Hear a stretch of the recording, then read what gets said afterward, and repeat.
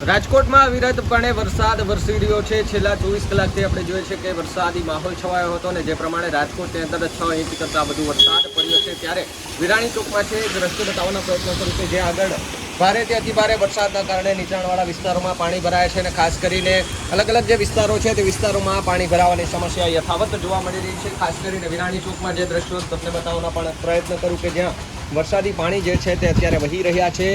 મધરાત્રે જ્યારે વરસાદી માહોલ ફરી જામ્યો છે ને વરસાદે નીચાણવાળા વિસ્તારો છે કે ત્યાં આગળ પાણી કર્યા છે। રાજકોટની અંદર પણ એક પ્રકારના દ્રશ્યો જોવા મળી રહ્યા છે। છેલ્લા 24 કલાકથી અવિરતપણે વરસાદ જે છે તે વરસી રહ્યો છે।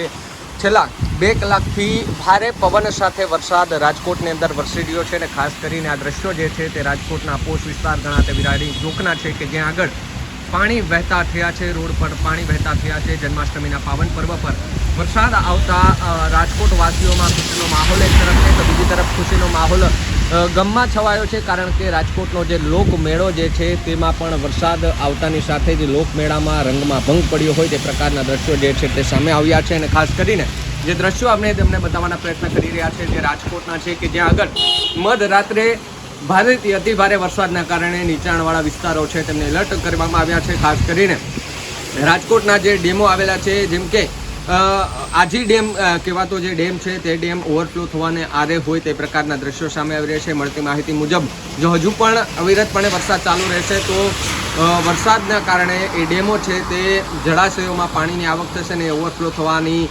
સંભાવનાઓ પણ છે તે પૂરેપૂરી વર્તાઈ રહી છે। કેમેરા પર્સન ધવલ ગોઢણિયા સાથે Bhavik Sudra, BS9 TV news, Rajkot.